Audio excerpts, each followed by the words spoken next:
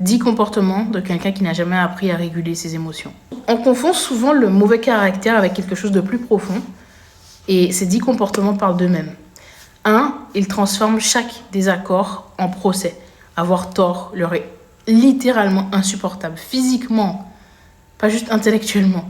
2. Ils ont besoin de savoir où tu es, avec qui, pourquoi. Et pas par amour comme ils pourraient le dire, mais par peur. 3. Le silence les rend fous.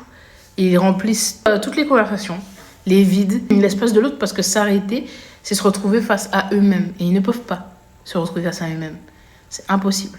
4, ils s'offensent pour toi. Par exemple, ils te disent, tu vois pas que là, la personne, elle te manque de respect. Ils mettent les projecteurs sur la vie des autres pour ne pas regarder la leur. Donc pour eux, ils veulent toujours être les grands défenseurs de ta vie, alors qu'en réalité, dans leur vie à eux, ils acceptent des choses qu'ils ne devraient pas accepter. 5, tu te réveilles sans savoir qui tu vas trouver et tu passes ta vie à t'adapter à ça. C'est insupportable, c'est pénible, ça te prend beaucoup d'énergie, tu sais pas quoi faire. Chaque jour, en fait, tu marches sur des œufs avec ces personnes-là. Tu te sens angoissé et t'es sur le qui-vive en permanence. 6e comportement, ils adorent rappeler tes erreurs passées. Pas pour comprendre des choses, mais pour avoir de l'emprise sur toi. Pour pouvoir réutiliser ça précisément pour te toucher et faire passer un petit peu leur comportement comme quelque chose de justifié. 7, et ça c'est très courant chez les pervers narcissiques, ils sont généreux publiquement et absents dans l'intimité, dans le privé. Le regard des autres nourrit ce qu'ils peuvent pas nourrir eux-mêmes en fait, tout simplement. 8, ils ont toujours une raison valable pour ne rien changer. L'introspection, c'est un luxe qu'ils se permettent pas d'avoir. Ils sont incapables de se remettre en question. 9, quand tu poses une limite, ils vivent ça comme une trahison parce que dans leur carte du monde, t'appartenir et t'aimer, c'est la même chose.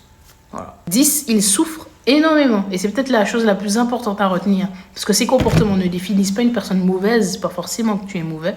Ils définissent quelqu'un dont le système nerveux n'a jamais appris à se sentir pleinement en sécurité.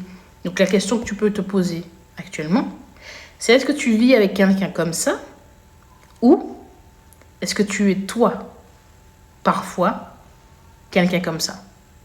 Et ça, je pense que c'est encore plus important. Très souvent, on aime beaucoup pointer du doigt les autres. Mais je pense que ça demande aussi du courage, de la maturité, de regarder à l'intérieur de soi-même et de se rendre compte qu'on a des comportements aussi qui sont dysfonctionnels ou toxiques pour les autres, pour soi-même. Interroge-toi, est-ce que tu es entouré d'une personne comme ça, un parent, un ami, un partenaire, ou alors est-ce que c'est toi cette personne? Peut-être que tu l'es parfois, ou pas. Et encore faudrait-il avoir le courage de se poser des questions avec honnêteté. D'y répondre avec honnêteté surtout. Si cette vidéo t'a plu, n'hésite pas à t'abonner.